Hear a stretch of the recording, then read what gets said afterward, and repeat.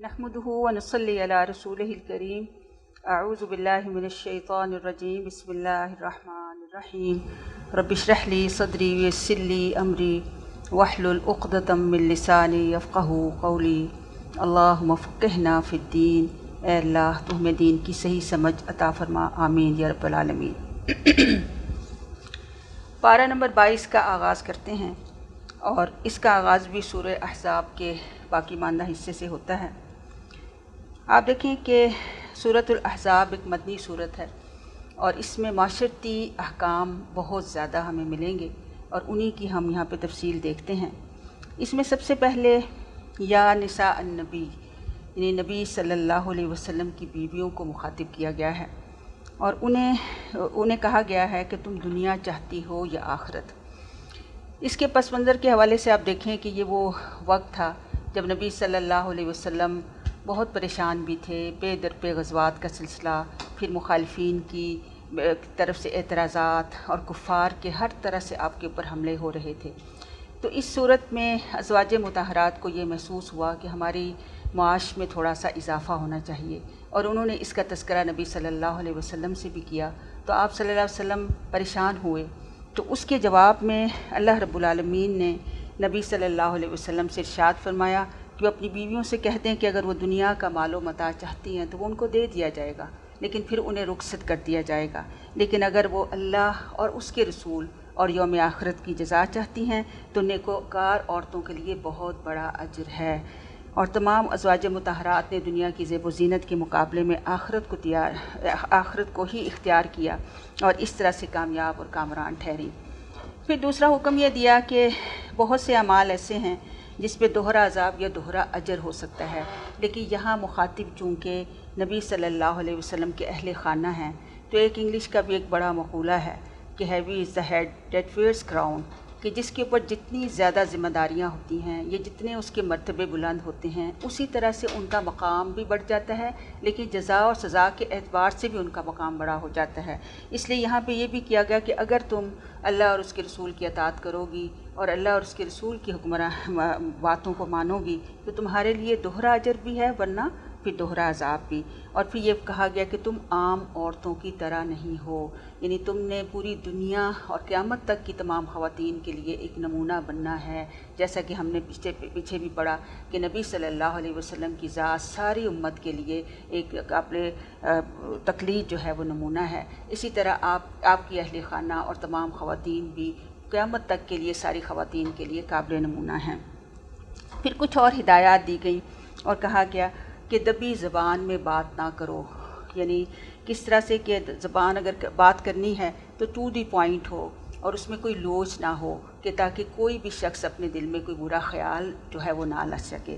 और ये मतलब नहीं है कि ये सिर्फ़ उनको ही हुक्म थे, बल्कि उनके ज़रिए पूरी उम्मत की ख़वातीन को ये अहकाम दिए जा रहे हैं कि औरतें जब भी किसी के साथ बात करें, बात की जा सकती है, गैर महरम मर्द से भी की जा सकती है, लेकिन बात इस अंदाज से हो कि टू दी पॉइंट हो, लहजे में कोई लोच ना हो, कोई इस तरह की बात ना हो कि किसी के दिल में कोई बुरा ख्याल आ सके। फिर अल्लाह ताला ने हुक्म दिया कि घरों में टिक कर रहो, वक़रना फ़ी बुयूतिकुन्ना। घरों में टिक कर रहने से मुराद ये है कि यहाँ औरत का दायरा कार को वाज़ेह किया गया कि औरत का असल दायरा कार जो है उसका घर है, उसको अपने घर को अच्छे तरीके से संवारना चाहिए और अपने उन फ़राइज़ को अच्छे तरीके से अदा करना चाहिए। लेकिन इसका ये मतलब नहीं है कि वो घर से निकल नहीं सकती। ख़ुद नबी सल्लल्लाहु अलैहि वसल्लम ने इस आयत के नुज़ूल के बाद आपको वही के ज़रिए से जिब्रील ने फिर बताया कि तो आप औरतें अपनी ज़रूरत के तहत घरों से बाहर निकल सकती हैं, लेकिन असल चीज़ ये है कि घरों का करार लूट कर बाहर मारे मारे फिरते रहना ये औरतों के शायान शान नहीं है। फिर तीसरी चीज़ ये हुक्म दी कि तुम जाहिलियत की सी वला तबर्रुज न तबर्रुजल जाहिलियतिल ऊला, जाहिलियत की सी सज धज दिखाती ना फिरो। तो इसमें जो जाहिलियत का ज़िक्र आया है, आप देखें कि आम तौर पर औरत को एक प्रेजेंटेबल चीज़ समझा जाता है, उसको एक ऑब्जेक्ट के तौर पर पेश किया जाता है कि अगर वो बाहर निकलेगी तो खूब बन संवर के निकलेगी ताकि लोगों को लुभा सके। यहाँ पर अल्लाह रब्बुल आलमीन ने औरत को मकाम और मर्तबा दिया कि वो एक घर की मालिका है। वो इसलिए नहीं है, उसको तो मकाम ही बहुत बुलंद है, वो एक माँ है, बहन है, बेटी है, बीवी है। इस तरह से उसको माशरे में बहुत ही खूबसूरत मकामात दिए गए हैं। उसे सज संवर कर दूसरों को लुभाने की ज़रूरत नहीं है। फिर इसके बाद हुक्म दिया कि नमाज कायम करो, ज़कात दो اللہ اور اس کے رسول کی اطاعت کرو، اس کی اطاعت کی حدود سے باہر نہیں نکلنا۔ یہاں پر تو خاص طور پہ ازواج مطہرات اور عورتوں کو احکام دیے گئے ہیں، لیکن پھر اس کے بعد اللہ تعالیٰ نے فرمایا کہ مغفرت اور بڑا اجر کس کے لیے ہے؟ یہ مرد اور عورت دونوں کے لیے ہے، یعنی جزا اور سزا کے اعتبار سے مرد اور عورت میں کوئی فرق نہیں ہے۔ اسی وجہ سے ہم دیکھتے ہیں کہ سورہ احزاب میں اللہ رب العالمین نے بہت ساری خوبیاں بتائیں اور اس میں مرد اور عورت دونوں کو ایکول قرار دیا کہ اسلام لانے والے مرد اور عورتیں، ایمان لانے والے مرد اور عورتیں، اس طرح صبر کرنے والے، اللہ کے آگے جھکنے والے، صدقہ دینے والے، روزہ رکھنے والے، اپنی شرم گاہوں کی حفاظت کرنے والے اور اللہ کو کثرت سے یاد کرنے والے مرد اور عورتیں دونوں ہی کے لیے اللہ رب العالمین نے یہ وعدہ کیا کہ ان کے لیے بہت بڑا اجر اللہ رب العالمین نے تیار کر رکھا ہے۔ پھر اس کے بعد ہم دیکھتے ہیں نبی صلی اللہ علیہ وسلم کو خاص آپ کی حیثیت اور آپ صلی اللہ علیہ وسلم کی ہستی کا تعارف کرایا گیا۔ سب سے پہلے آپ صلی اللہ علیہ وسلم کا حضرت زینب سے نکاح جو ہے وہ کرایا گیا۔ اس میں دیکھیں کہ یہ ایک حکم تھا اور نبی صلی اللہ علیہ وسلم کو اس لیے دیا گیا کہ آپ معاشرے کی ان جاہلی رسوم اور وہ ساری خرافات جو معاشرے میں پھیلی ہوئی تھی ان کا خاتمہ کریں۔ حضرت زید نبی صلی اللہ علیہ وسلم کے متبنہ تھے، یعنی منہ بولے بیٹے تھے، اور جب ان کی اہلیہ کے ساتھ رنجش ہوئی اور انہیں طلاق دینے کا ارادہ کیا تو نبی صلی اللہ علیہ وسلم کو حکم ہوا کہ آپ ان کی متعلقہ کے ساتھ نکاح کریں تاکہ معاشرے سے اس رسم کو ختم کیا جائے کہ اصل رشتے وہ نسبی تعلقات ہی ہوتے ہیں، منہ بولے رشتوں کی دین میں کوئی اہمیت نہیں ہے۔ اور اس کے بعد اسی وجہ سے آپ نے پھر حضرت زینب رضی اللہ عنہا سے نکاح کیا اور ان رسومات کا خاتمہ کیا۔ پھر یہ بتایا کہ نبی صلی اللہ علیہ وسلم خاتم النبیین ہیں اور آپ کے خاتم النبیین ہونے کی یہ بھی دلیل ہے کہ آپ کے ذریعے سارے رسوم اور ساری چیزوں کو ختم کرایا گیا، کیونکہ آپ کے بعد کسی نبی نے نہیں آنا۔ یہ واضح اور قطعی دلیل اس صورت میں اللہ رب العالمین نے نبی صلی اللہ علیہ وسلم کی ختم نبوت کے حوالے سے دے دی ہے۔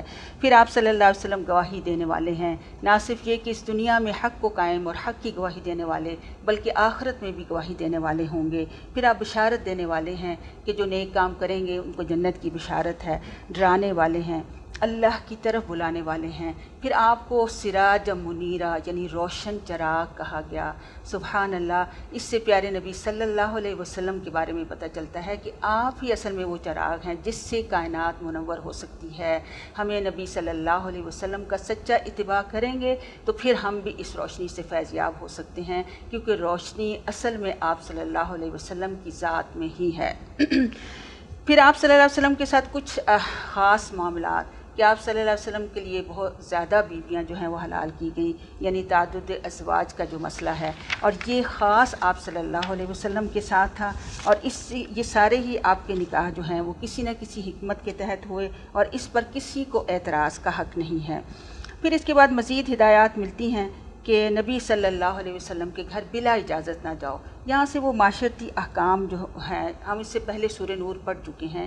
سورہ نور سورہ احزاب کے بعد نازل ہوئی تھی، تو اس میں جو احکام بتائے گئے ہیں ان کی ابتدا جو ہے سورہ احزاب میں ہوئی، اور اس کا آغاز نبی صلی اللہ علیہ وسلم سے گھر سے کیا، اور اس کے بعد باقی سارے گھروں کو پابند بنایا گیا کہ ان سب میں اسی طرح کے رسوم اور اسی طرح کے آداب جو ہیں ان کا خیال رکھا جائے گا۔ تو یہ حدود یہاں سے طے ہوئی اور پھر سارے مسلمانوں کے لیے ان کو مشروع کر دیا گیا۔ پھر اس میں کہا گیا کہ کچھ مانگنا ہو تو پردے کے پیچھے مانگو۔ یہ گویا پردے کے احکام کے حوالے سے یہ پہلی آیت تھی، اس کو آیت حجاب بھی کہتے ہیں، اور یہ بھی حضرت زینب رضی اللہ عنہا کے نکاح کے ساتھ ہی یہ آیت بھی نازل ہوئی کہ پردے کے احکام کا آغاز ہو گیا۔ اور پھر یہ بھی کہا گیا کہ آداب بھی سکھائے گئے کہ نبی صلی اللہ علیہ وسلم کو تکلیف نہ دو۔ لوگ بلا وجہ کافی دیر تک اگر آپ دعوت پہ بلاتے تھے تو دیر تک آپ کے گھر میں بیٹھے رہتے تھے، جس سے آپ کو اس کی اذیت تو ہوتی تھی، لیکن آپ کسی کو شرم ازرہ مروت کسی کو کچھ نہیں کہتے تھے۔ اس لیے اللہ تعالیٰ نے حکم دیا کہ جب تم کھانا کھاؤ، دعوت کھاؤ تو فوراً چلے جاؤ۔ یہ آداب سکھائے گئے۔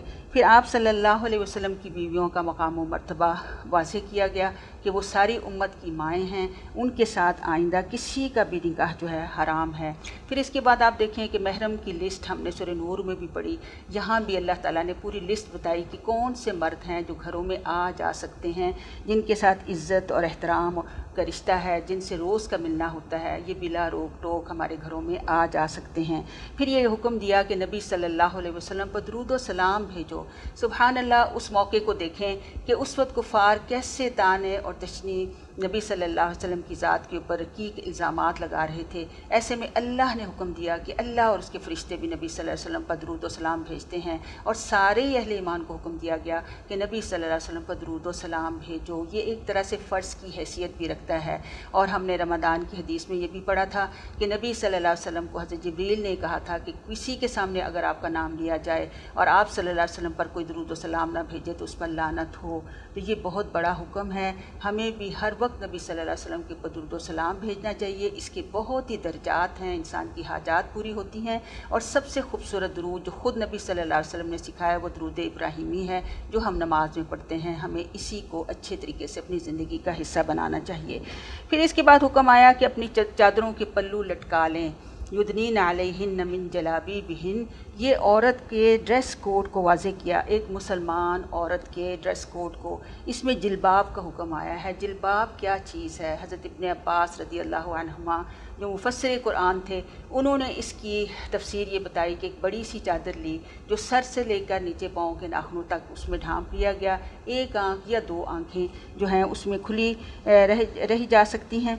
और इस तरह से ही औरत जब भी घर से निकले तो इस तरह से अपने आप को लपेट के निकले अपना लिबास की। ये उसका एक मुसलमान औरत का ड्रेस है ताकि वो पहचानी जाए और सताई ना जाए, जहाँ पे ख़ुद अल्लाह रब्बुल आलमीन ने फरमाया। और फिर ये भी याद रखें कि जिल्बाब या ऊपर से जो बुर्का या चादर औरत लेती है उसका मकसद ये होना चाहिए कि उसकी ज़ीनत छुप जाए। अगर ज़ीनत नहीं छुपती है तो फिर वो भी नुकसानदेह है। इसलिए इसमें इन सारी चीज़ों का ख्याल रखना बहुत ज़रूरत है, बहुत ज़्यादा ज़रूरी है। और याद रखें कि औरत कीमती है, अल्लाह रब्बुल आलमीन ने उसकी हिफाजत फरमाई है हीरे और जवाहरात की तरह। फिर इसके बाद बारे अमानत का ज़िक्र आता है, और बारे अमानत से मुराद दीन है। ये कुरान है, ये दीन अमानत है जिसमें अगर कोई इस पे ईमान नहीं लाता तो उसको ज़रूर ही उसकी कोताही पर अज़ाब मिलेगा, और मोमिन को इसकी अदायगी पर इसकी बख्शिश होगी और जन्नतें उसका मुंतज़िर होंगी। इसके बाद सूरह सबा आती है। सूरह सबा एक मक्की सूरत है।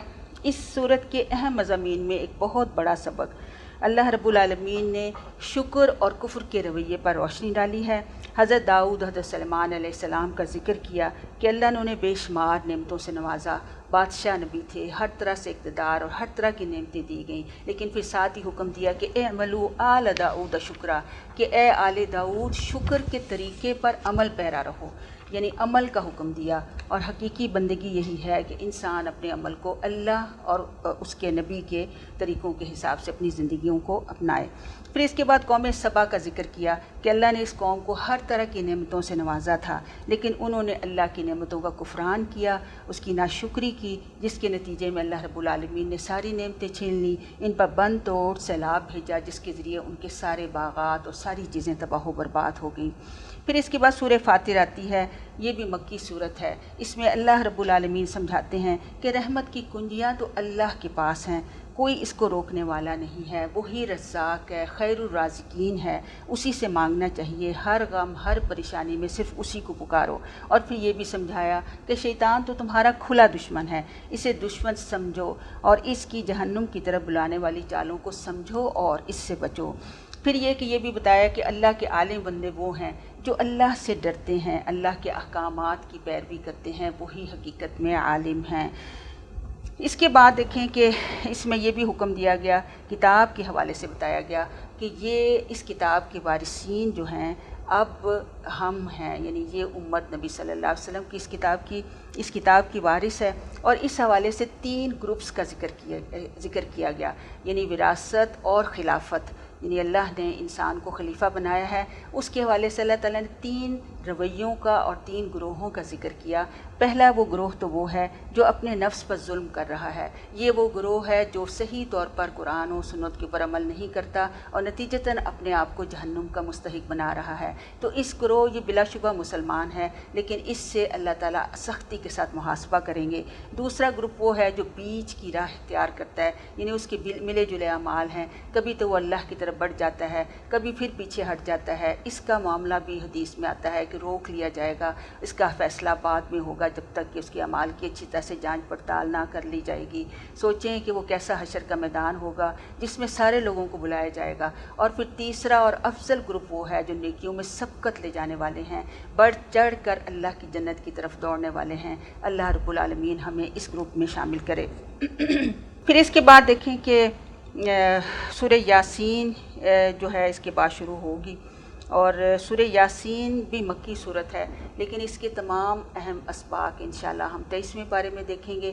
اللہ تعالیٰ سے یہ دعا ہے کہ اللہ رب العالمین ہمیں قرآن پڑھنے، سمجھنے، سیکھنے اور اس پر عمل کرنے کی بہترین توفیق عطا فرمائے، ہمیں اپنا شکر گزار بندہ بنائے اور اپنی راہوں میں صحیح طور پر لگا دے۔ وما علینا الا البلاغ المبین۔